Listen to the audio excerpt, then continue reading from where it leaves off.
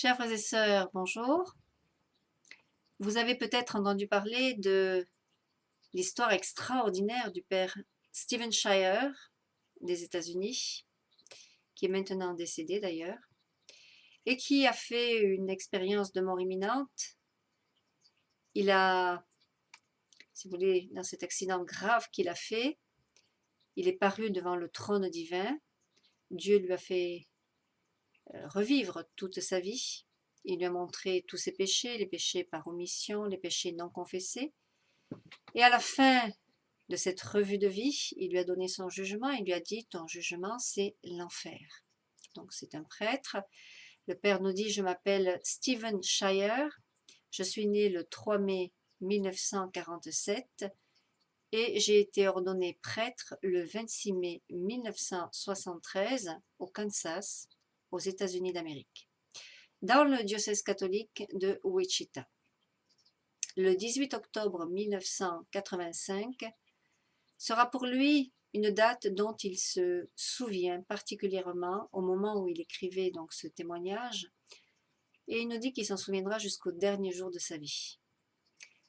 À ce moment-là, j'étais prêtre dans une petite ville du sud-est de Kansas appelée Fredonia, nous dit-il. J'étais curé de la paroisse du Sacré-Cœur. Ce jour-là, j'avais décidé d'aller à Wichita, Kansas, à environ 140 km auprès de l'un de mes confrères prêtres pour obtenir des conseils à propos d'un problème paroissial. Je devais me rendre à Wichita par une autoroute nationale appelée autoroute 96. Cette route est très vallonnée et traverse les Flint Hills, c'est-à-dire les grandes plaines nord-américaines. Elle est parcourue par de nombreux gros camions et semi-remorques, ce qui la rend assez dangereuse. La dernière chose dont je me souviens est le retour de Wichita tard dans l'après-midi. J'ai été impliquée dans une collision frontale avec un semi-remorque de Hutchison au Kansas. Il y avait 3 personnes dans ce véhicule. Personne n'a été tué dans l'accident, grâce à Dieu. Pendant le choc, je fus projetée hors de mon véhicule. Je ne portais pas ma ceinture de sécurité à l'époque. Et j'ai atterri sur le sol, je souffrais d'une forte commotion cérébrale et le cuir chevelu sur le côté droit de ma tête a été arraché. Juste derrière moi, voyageant sur la même route, se trouvait une infirmière ménonite de Frontenac, au Kansas, qui s'est arrêtée. Elle est restée avec moi jusqu'à ce que l'ambulance vienne me chercher. Ce fut grâce à son expertise qu'on a découvert que je souffrais d'une fracture au cou. Elle a informé les ambulanciers qui m'ont traité en conséquence. Si ma tête avait été bougée, même légèrement juste après l'accident, je serais mort d'asphyxie. J'appris plus tard que je souffrais de 2 fractures au cou, dont une rupture sur la seconde vertèbre cervicale qu'on appelle la fracture du pendu. Parce que c'est la rupture au cou qui se produit quand une personne est suspendue par le cou, ce qui provoque normalement une paralysie. On m'a emmené en ambulance à une ville voisine appelée Eureka, qui avait un petit hôpital. Le médecin en charge a recousu mon cuir chevelu à l'arrière de mon crâne, puis se rendant compte qu'il ne pouvait rien d'autre pour moi, a appelé l'hélicoptère LifeWatch de l'hôpital Wesley à Wichita, au Kansas, pour me transférer dans une plus grande structure. Alors que l'hélicoptère quittait l'hôpital d'Eureka, le médecin disait à une infirmière qu'il pensait que je ne survivrais pas au voyage entre Eureka et Wichita, qui pourtant n'était pas très éloigné. À l'arrivée à Wichita, l'hélicoptère a atterri au-dessus de l'hôpital Wesley, un hôpital méthodiste, et l'on m'a admis en urgence vers le centre de traumatologie où j'ai été soignée, puis à l'hôpital principal dans l'unité de soins intensifs. J'étais seulement à environ 10 minutes de chez moi à Wichita, alors ma mère, qui était encore de ce monde, est venue à l'hôpital cette nuit-là, elle est restée avec moi. Un neurochirurgien m'a pris en charge, j'ai beaucoup souffert. Je n'ai pas subi d'intervention chirurgicale, mais l'on m'a mis en traction et équipé d'un casque. Le terme technique pour cet appareil orthétique est orthèse thoracique cervicale. Ce dispositif orthétique est utilisé pour traiter un grand nombre de blessures au cou. Cette espèce de casque entourait ma tête et était attaché avec 4 vis, 2 à l'avant, 2 à l'arrière, vissés dans mon crâne, de sorte que je ne pouvais pas plier ni même déplacer mon cou d'aucune manière possible. Ce dispositif a été monté sur une veste qui était inamovible. J'ai porté 2 appareils pendant près de 8 mois. Je me souviens qu'un jour, une des vis est sortie de ma tête. Je n'ai jamais ressenti une telle douleur de ma vie. Apparemment, ce dispositif orthétique me permettait aussi d'être en traction de sorte que les os des vertèbres pouvaient être alignés et recommencer un processus de guérison. Je ne souhaite ce traitement à personne. Les médecins m'avaient dit qu'à la suite de cet accident, ils s'attendaient à ce que je reste couché sur le dos, regardant le plafond pour le reste de ma vie, complètement paralysé à partir du cou. Mais Dieu avait d'autres plans. Le soir de l'accident, une de mes paroissiennes a téléphoné à l'hôpital et s'est informée auprès d'une infirmière de mon état de santé. Celle-ci en service ce soir-là lui a dit que les médecins me donnaient 15% de chance de survie.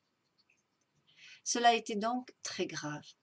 Plus tard, j'ai entendu dire que le soir même, les portes de mon église du Sacré-Cœur avaient été ouvertes à tous ceux qui souhaitaient venir prier pour moi. L'église chrétienne et l'église méthodiste de Fredonia ont également ouvert leurs portes ce soir-là. Des participants de ces assemblées m'ont dit plus tard que beaucoup ont passé toute la nuit en prière pour moi. J'étais aussi dans les prières de l'église ménonite. J'avais donc beaucoup de soutien par la prière. Je suis par la suite que mes paroissiens ont prié le rosaire 2 fois par jour pour moi, une fois le matin, puis de nouveau dans la soirée. Vers la fin de ma période de convalescence à l'hôpital, mon neurochirurgien m'a affecté à un psychologue clinique pour un traitement appelé syndrome cervical post-traumatique. Cette thérapie m'a été grandement nécessaire et appréciable. Je peux dire qu'il ne me reste que très peu de traumatisme émotionnel. Il était bon de pouvoir parler à une personne qui semblait savoir ce que je vivais et ce dont j'avais besoin. Je suis sortie de l'hôpital le 2 décembre 1985 et je suis rentrée à la maison, chez ma mère pour récupérer au mieux, et puis chez mon petit frère qui ne vivait pas très loin à Wichita. Un de mes autres frères, travaillant dans la marine, en congé, était jour et nuit à la maison, ce qui était important pour moi. Mon médecin a constaté un rétablissement en un temps record de ma blessure. Cependant, il ne pouvait utiliser le mot miracle dans le rapport final, mais on arriverait inévitablement à la conclusion que c'était un miracle. Mon évêque, celui du diocèse de Wichita, a laissé ma paroisse à Fredonia vacante dans la mesure où un prêtre permanent, c'est-à-dire moi-même, n'était plus en service. Un autre prêtre a été envoyé à la paroisse pour célébrer la liturgie pendant le week-end et dans une autre ville, Neoshéda, jusqu'à ce que je sois complètement guéri. J'ai été de retour dans ma paroisse en mai 1986. Je me souviens avoir acheté une automobile d'occasion, puis parcourir la route jusqu'à ma paroisse. Je suis heureux de l'avoir fait, mais je me souviens que cela a été une expérience assez difficile à l'époque. J'étais revenu dans mon église en avril de la même année pour une première communion. Un autre prêtre du diocèse m'avait conduit ce week-end-là pour que je puisse être présent à cet événement spécial. J'ai été très bien accueilli lors de mon retour à la paroisse du Sacré-Cœur. Mes paroissiens m'ont très rapidement parlé de leurs préoccupations et des prières qu'ils ont faites pour mon rétablissement et mon retour ici. Les habitants de Fredonia au Kansas et surtout les paroissiens ont une grande crainte de Dieu. Quand je suis revenue, il était clair qu'ils m'ont ménagé à cause de mon état de santé. Je l'ai beaucoup apprécié, cela a fait une grande différence sur mon activité à la paroisse du Sacré-Cœur et à celle de Saint-Ignace à Néo-Deschamps. Un jour, peu de temps après mon retour, je célébrais la messe le matin comme à mon habitude, quand quelque chose d'extrêmement surnaturel est arrivé. J'étais sur le point de lire l'évangile de ce jour-là, un évangile que nous avons tous entendu à maintes reprises tout au long de notre vie. C'est l'évangile selon saint Luc, pour être exact, c'est le chapitre 13 de Luc, versets 6 à 9. Et il leur dit cette parabole. Un homme avait un figuier planté dans sa vigne, il vint pour y chercher du fruit, et il n'en trouva pas. Alors il dit au vigneron, voilà 3 ans que je viens chercher du fruit à ce figuier, et je n'en trouve pas. Coupe-le. Pourquoi occupe-t-il la terre inutilement? Le vigneron lui répondit, Seigneur, laisse-le encore cette année, je creuserai tout autour et j'y mettrai du fumier. Peut-être à l'avenir donnera-t-il du fruit, sinon tu le couperas. Et le Père nous dit, quand j'ai lu ce passage de l'Écriture, c'était comme si je me souvenais très clairement d'une conversation. En plus de cela, la page elle-même est devenue lumineuse, elle s'est agrandie, elle est sortie du lectionnaire vers moi. Je me suis mis à trembler, je transpirais. Ma pulsation cardiaque a dû monter à plus de 200. Je me devais de terminer la messe le plus normalement que je le pouvais. Quand la messe a été terminée, je suis allée rapidement dans mon presbytère m'asseoir dans une chaise longue pour récupérer de cet événement. Et j'ai essayé de comprendre ce qui m'était arrivé et pourquoi cet évangile particulier m'a ramené des souvenirs et surtout lesquels et concernant quels événements. Quelques minutes plus tard, je me suis souvenu de tout, mais ce n'était pas du tout agréable, pour ne pas dire effrayant, car les sentiments que j'avais éprouvés à ce moment-là réapparurent. Ce qui va suivre a semblé se produire immédiatement après l'accident. Je me suis retrouvée devant le trône du jugement de Dieu. Jésus-Christ était le juge. Mais je ne le voyais pas, je l'ai seulement entendu. Ce qui s'est passé était instantané selon notre notion du temps. Il a parcouru toute ma vie sur terre et m'a accusé des péchés d'action, d'omission qui étaient inavoués et donc non repentis et non pardonnés. Pour chaque offense, j'ai répondu « Oui, Seigneur ». J'avais prévu que lorsque cela arriverait, c'est-à-dire au jour du jugement particulier de son âme, je pourrais inventer toutes sortes d'excuses pour me justifier auprès du Seigneur. Comme par exemple, « Eh bien Seigneur, tu sais, cette femme avait beaucoup de caractère et comme je perdais patience avec elle très facilement, eh bien je m'énervais et cela arrivait tout le temps. » Eh bien, quand vous parlez à la vérité en personne, vous n'avez aucune excuse possible. Donc, tout ce que vous pouvez répondre est « Oui, Seigneur ». Le Christ est arrivé à la fin de mon jugement et il m'a dit « Ce que tu mérites pour l'éternité, c'est l'enfer ». Encore une fois, j'ai dit « Oui, Seigneur, je sais ». Ce fut la seule conclusion logique qu'il pouvait donner en voyant toute mon existence. Ce ne fut même pas un choc pour moi. C'était comme s'il devait honorer mon choix, ma décision. En fait, j'avais choisi ma propre condamnation. Il a simplement respecté mon choix. C'est à ce moment-là que j'entendis la voix d'une femme, « Mon fils, voudrais-tu bien épargner sa vie et son âme immortelle ?» Le Seigneur a dit, « Mère, il a été prêtre pendant 12 années pour lui-même et non pour moi. En conséquence, laisse-le récolter ce qu'il mérite. » Mais elle a répondu, « Mon fils, pourquoi ne pas lui donner des grâces et des forces particulières, puis voir s'il porte du fruit. Si cela n'est pas le cas, que ta volonté soit faite. » Il y a eu une courte pause, puis je l'ai entendu dire, « Mère, il est à toi. » Alors j'ai su qu'elle m'avait sauvée et je suis certain que le lieu où j'aurais dû aller est le seul endroit où je ne souhaiterais jamais mettre les pieds. Je peux vous dire que tout ceci est bien réel, Cette expérience était aussi réelle que lorsque je vous parle maintenant. J'ai appartenu à la fois naturellement et surnaturellement à Marie. Je ne crois pas que j'aurais pu survivre sans la protection de notre Mère du Ciel. Pourtant, durant ces 12 années, par ma faute, elle était absente de ma vie et de ma spiritualité. Mais par la volonté de son Fils, la Sainte Vierge ne m'a pas abandonnée. À partir de ce moment-là, je me suis convertie en tant que prêtre, car auparavant j'avais un ministère presque professionnel, froid, sans prière du cœur, sans foi véritable, sans dévotion.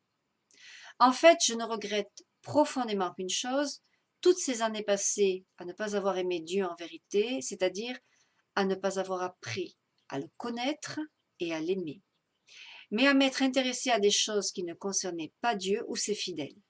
Mais depuis, j'ai compris. Aujourd'hui, je suis la preuve vivante de la justice de Dieu et de sa miséricorde grâce à l'intervention de sa mère. Maintenant, beaucoup me disent, mais mon père, avec ce qui vous est arrivé, vous devriez avoir auparavant une dévotion particulière envers la Sainte Vierge. En vérité, je dois avouer que non. En tant que prêtre, ceci est un acte d'accusation envers moi-même, mais je dois dire que je croyais aux vérités spirituelles telles que les anges, les saints et la Sainte Vierge, mais uniquement avec ma tête. C'est-à-dire que ma connaissance n'était qu'intellectuelle et pas avec mon cœur. Les anges et les saints étaient pour moi comme des amis imaginaires. Je croyais en eux, mais ils n'étaient pas réels. Par cet accident, j'ai découvert à quel point ils existent. Il m'a fallu cela pour revenir au Seigneur. On doit se rappeler le jour où Jésus est mort sur le calvaire. Marie, sa mère et le disciple qu'il aimait, Jean, étaient au pied de la croix quand Jésus leva les yeux sur eux et, avec amour, dit « Femme, voici ton fils. Fils, voici ta mère. » C'est à ce moment que Jésus a donné sa mère à nous tous, ses fils et filles, pour qu'elle nous aime comme ses enfants. La Sainte Vierge prend cela très au sérieux. Elle vient en aide à tout le monde, intercède pour tous, comme elle a intercédé pour moi. Je ne suis pas quelqu'un de privilégié. Depuis l'accident, j'ai appris une vérité très importante concernant la bienheureuse Vierge Marie et concernant le Père, le Fils et le Saint-Esprit.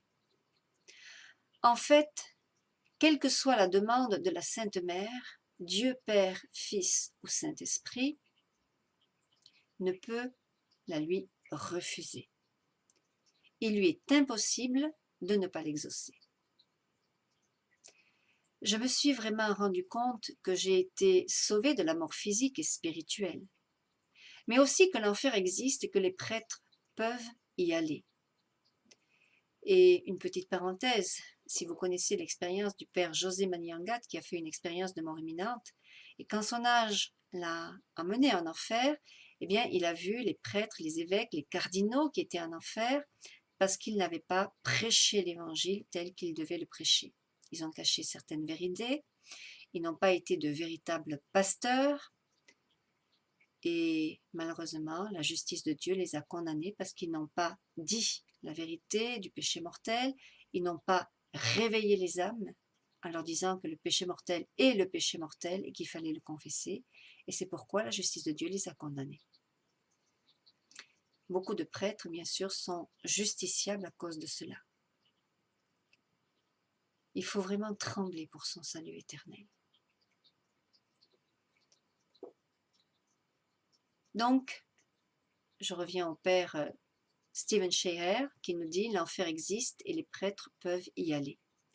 Par les temps actuels, beaucoup de gens pensent à tort que Dieu est amour et qu'il ne pourrait pas punir une personne pour l'éternité. Ceci est une erreur. D'ailleurs, frères et sœurs, alors encore une petite parenthèse, Dieu disait à sœur Faustine qu'il avait toute l'éternité pour punir. Donc Dieu peut punir, bien sûr, mais Dieu donne ce que l'âme a souhaité. Il ne la condamne pas. C'est l'âme qui se condamne elle-même, c'est l'âme qui se juge elle-même. Une fois, je posais la question à Jésus quand j'étais dans une église à Marseille, et le Seigneur m'a clairement répondu quand je suis rentrée chez moi. Je lui ai dit, mais Seigneur Jésus, c'est vous qui condamnez les âmes en enfer, parce que le Seigneur m'avait dit que le purgatoire était sa miséricorde et que l'enfer était sa justice. Quand je suis rentrée chez moi, que je lui ai posé la question, c'est vous Seigneur qui avez condamné les âmes? Le Seigneur m'a dit, les âmes se sont condamnées elles-mêmes. Donc c'est l'âme qui se condamne elle-même face à la lumière de Dieu. La lumière, c'est la vérité, c'est l'évangile. Le Père dit, nous sommes, nous tous, les prêtres, responsables de garder les commandements de Dieu et d'utiliser le sacrement de réconciliation pour que nos péchés soient pardonnés. Si nous pensons que nous ne péchons pas, alors peut-être que nous ferions mieux de faire un examen plus complet de notre conscience. L'une des vérités que j'ai apprises dans mon expérience est le fait que Dieu n'envoie personne au ciel ou en enfer, mais que c'est nous qui choisissons, c'est nous qui prenons cette décision. Il honore simplement et confirme notre choix en le respectant. Il faut dire la vérité. Ce n'est pas parce qu'un prêtre porte un col romain ou une étole que le ciel lui est assuré. Un prêtre est tout aussi responsable, et peut-être même plus, que tout laïc à garder les commandements de Dieu, et il est ordonné prêtre pour les fidèles et pour Jésus-Christ, et non pour lui-même. Notre Sainte Mère Marie a dit à plusieurs reprises que nous devons prier pour les prêtres et non pas les critiquer. Maintenant, plus que jamais, à l'époque où nous vivons, il est facile de critiquer un prêtre ou un évêque qui nous semble être hors de la voie traditionnelle. Il faut se rappeler que la Sainte Vierge Marie nous envoie tous en mission. On m'a demandé plusieurs fois, comment cette expérience vous a-t-elle changé? Je ne peux pas répondre complètement à cette question. Je dois dire que pendant toutes ces années, j'étais prêtre pour moi-même. Je ne me préoccupais que de moi-même. Je n'étais jamais réellement entrée dans le sacerdoce en tant que tel. Je n'étais pas très spirituelle et ma vie de prière était pratiquement nulle. Bien sûr, beaucoup d'autres paroissiens et confrères croyaient tout le contraire, et j'ai plutôt bien caché ces vérités problématiques à tout le monde. J'ai été très surpris lors de mon jugement personnel que Jésus n'a pas fait un sondage de popularité sur moi. C'était strictement entre lui et moi. Et il me connaissait mieux que 1000 autres personnes. J'ai réalisé alors que j'avais seulement essayé de lui plaire et que ma préoccupation de bien paraître, ou de moins essayer, à quantité d'autres personnes, était une perte totale de temps et d'énergie. Je m'attache maintenant à être un meilleur prêtre que je ne l'étais auparavant. Je remercie constamment le Seigneur et sa Sainte Mère de m'avoir donné une seconde chance. Si vous connaissez, entre parenthèses, le témoignage de Madame Gloria Polo, elle aussi s'était condamnée à l'enfer lors de son jugement. Elle était en train de tomber à travers les niveaux du purgatoire jusqu'à l'enfer, et c'est Saint Michel qui l'a pris par le pied alors qu'elle était déjà rentrée dans l'enfer, et là elle a crié, elle a demandé au Seigneur une seconde chance et Dieu la lui a donnée. Donc, le Père nous dit, j'essaie de me centrer toujours sur la seule chose qui compte et que j'avais presque perdu pour toute l'éternité, la chance d'aller au ciel et de rejoindre Dieu, les anges et les saints pour l'éternité. Avant de commencer mes remarques, je voudrais bien préciser à ceux pour qui s'applique ce qui va suivre que je les aime en tant que frères prêtres et comme mes frères en Jésus-Christ. Ce que je vais dire ne signifie pas que je n'ai jamais été coupable dans les domaines que je vais aborder. Cela indique plutôt des erreurs qui sont encore faites aujourd'hui dans l'Église de Jésus-Christ par ses ministres et disciples. Aujourd'hui, il y a beaucoup de domaines dans lesquels je peux honnêtement apporter mon expertise grâce au fait que j'ai été jugé par le Dieu Tout-Puissant et épargné par sa divine miséricorde. Maintenant, frères et sœurs, il y a une deuxième partie au témoignage et le Père nous dit, cette deuxième partie est la plus importante de mon expérience que je dois adresser à l'Église catholique du monde entier. Le premier point essentiel, partout dans le monde, est celui de la confession. Il suffit d'aller dans une paroisse durant le week-end pour voir la chute et l'effondrement de ce grand sacrement institué par le Christ lui-même.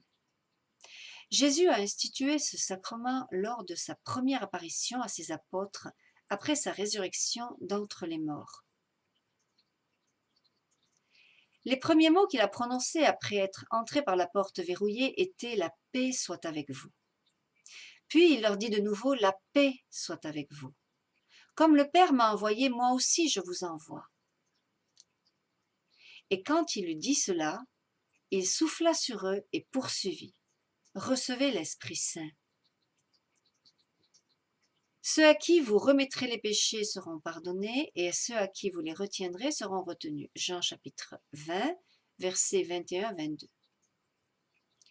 Voilà l'importance de la confession, le sacrement de la réconciliation et la raison pour laquelle les prêtres sont les bénéficiaires de ce pouvoir de pardonner ou de refuser l'absolution. Donc, quel est le problème? Le problème qu'il y a de moins en moins de personnes qui ont un sentiment de culpabilité et par conséquent, ces personnes ne pensent pas avoir commis de tels péchés ou tel péché. Ainsi, on ne se sent pas coupable, il n'y a pas besoin d'aller à la confession. La société d'aujourd'hui en a-t-elle conscience? Je reproche à beaucoup de psychologues et de psychiatres d'avoir dit aux gens, et parfois publiquement, qu'ils ne doivent pas se sentir coupables de ceci ou cela, et qu'ils devraient accuser leurs parents de les avoir élevés comme ils l'ont fait, ou culpabiliser l'environnement qui a contribué aux problèmes auxquels est confronté leur client. La solution qu'ils proposent est d'effacer complètement la culpabilité chez une personne. Ceci est l'un des plus grands phénomènes qui a contribué à la baisse des confessions aujourd'hui. Il est vrai, frères et sœurs, que chaque fois qu'un prêtre refuse de confesser quelqu'un qui le lui demande, il doit répondre sévèrement au jour du jugement.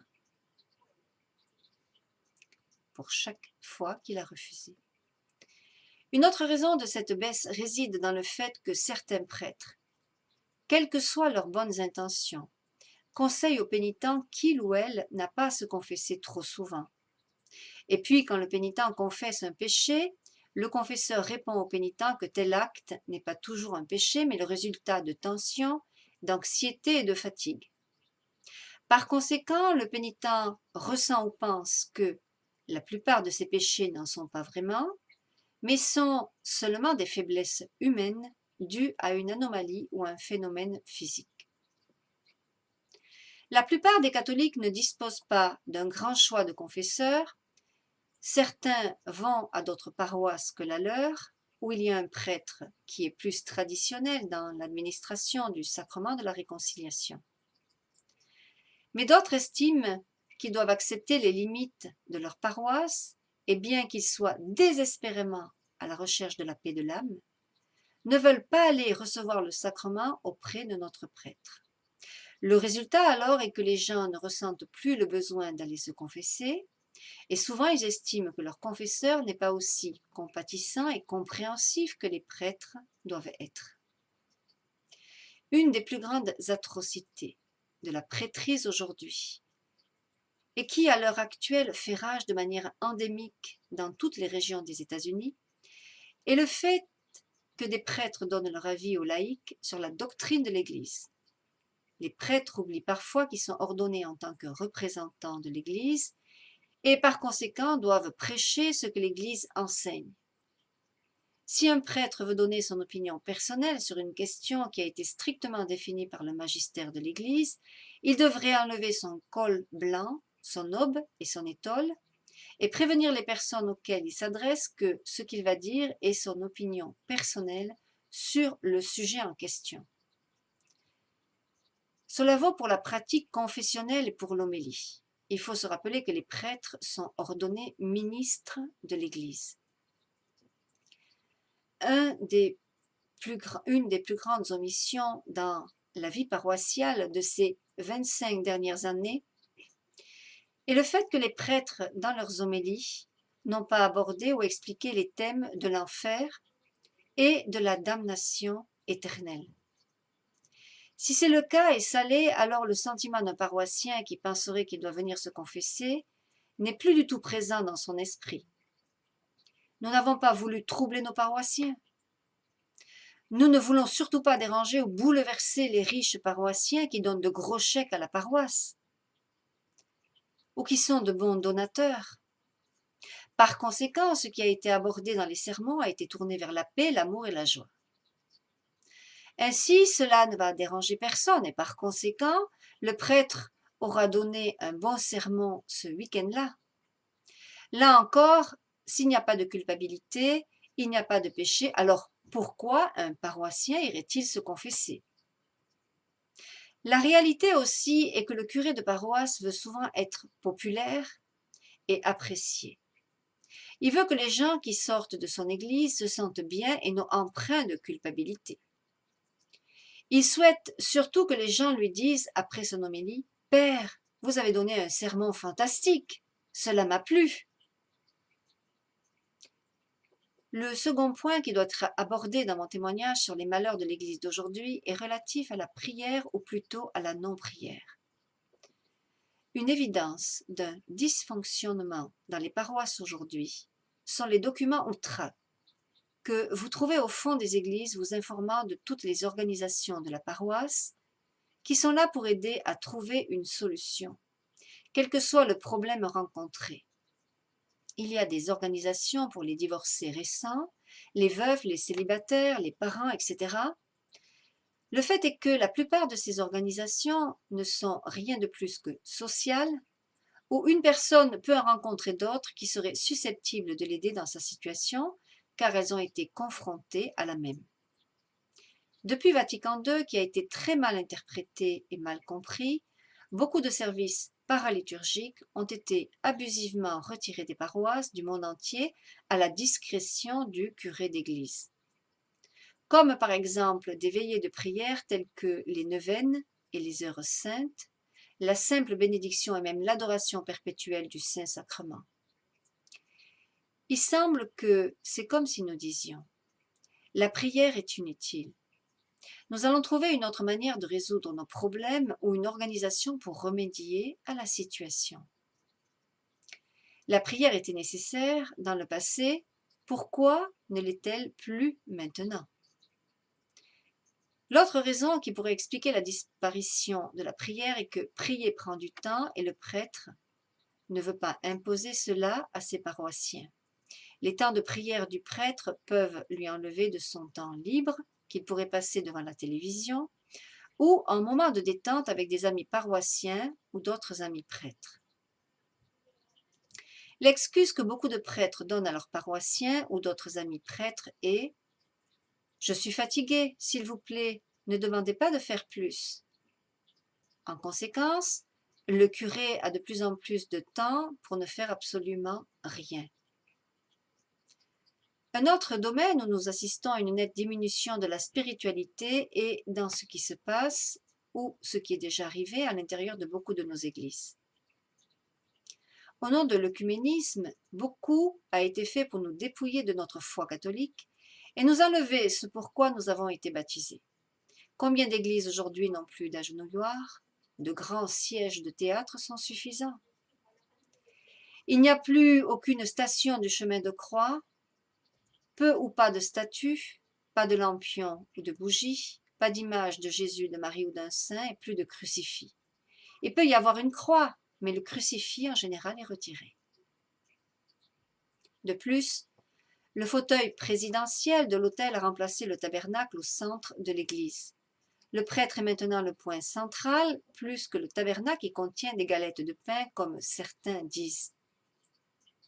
Le tabernacle est maintenant mis sur le côté, ou même malheureusement parfois dans une autre pièce de l'église, mais certainement non visible. Ce que font les croyants démontre l'ambiance ou l'absence d'ambiance à l'intérieur des églises. Au lieu de faire une génuflexion devant le Saint-Sacrement, le prêtre et les paroissiens ont une petite courbette. La génuflexion est tellement dépassée. C'est bien connu, non? Les paroissiens ont été encouragés, voire parfois forcés, à rester debout pendant la consécration. On pourrait parler aussi de la manière dont certains paroissiens s'habillent de nos jours à la messe, très décontractés, si ce n'est presque débraillés. Et des rôles. Encore aujourd'hui, dans certaines paroisses, des ministres laïcs ont été chargés de faire presque tout, excepté de célébrer la messe, d'entendre les confessions, de baptiser et de marier. Je connais une paroisse dans l'État de Washington où le prêtre laisse une femme laïque donner l'homélie durant les messes dominicales 3 week-ends sur 4. Dans certaines paroisses, le curé sera assis dans le fauteuil au moment de la communion, tandis qu'un ministre extraordinaire distribuera la Sainte Communion sous l'une des deux espèces. Ceci est interdit, mais il semble que le prêtre ait mieux à faire. Dans les années 1950, on disait qu'il n'y avait pas de meilleure fraternité qu'entre prêtres. À cette époque, c'était probablement vrai. Mais les choses ont changé depuis. Les prêtres ne sont maintenant plus aussi attentifs à leurs confrères. Dans un diocèse aux États-Unis, et je suppose qu'il en est de même pour tous les diocèses à travers le monde, les prêtres peuvent voir leurs confrères de deux façons. Si l'un d'eux fait un travail spirituel profond dans une paroisse, alors ils diront « Mais qu'est-ce qu'il essaie de prouver ?» Ou bien au contraire, si un autre curé a commis certaines erreurs, alors ils diront « Vous voyez, je vous l'avais dit. » Mais qu'est-ce que vous attendiez de quelqu'un comme cela? Cela est triste. Où est le prêtre à qui l'on peut demander de l'aide? Si l'on va à la rencontre d'un confrère pour obtenir de l'aide spirituellement ou matériellement, l'entrevue se transformera automatiquement à prendre un verre ou à discuter de football. Après tout, quand les prêtres se réunissent, ils ne devraient pas parler boulot, mais ils devraient profiter de leur sport préféré ou de leur dîner et ne pas retourner cette situation à une séance de conseil. Mais assez ironiquement, nous avons encore dans nos diocèses des prêtres qui sont désignés comme prêtres d'un prêtre. Ceux-ci sont vus comme des exemples, chargés d'être une aide ou une écoute pour leurs confrères. Normalement, nous devrions pouvoir aller rencontrer, si nécessaire, n'importe quel prêtre dès que nous avons des difficultés.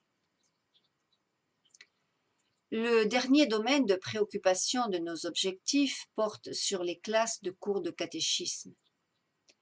Au moins depuis le début des années 70, nos cours de religion catholique ont été quasi vidés d'un point de vue de la doctrine et du dogme catholique. J'ai vu des textes du catéchisme primaire qui avaient une image d'un Jésus souriant sur une page et sur l'autre, une phrase en gras qui disait « Jésus vous aime ». Voilà ce que nos enfants ont appris toutes ces dernières années. On a délaissé l'apprentissage des commandements de Dieu, des lois de l'Église, du péché mortel et véniel, et de la différence entre les deux. Les enfants n'apprennent plus à faire une bonne confession en examinant leur conscience. Ils ne connaissent plus la vérité de la présence réelle de Jésus dans le Saint-Sacrement.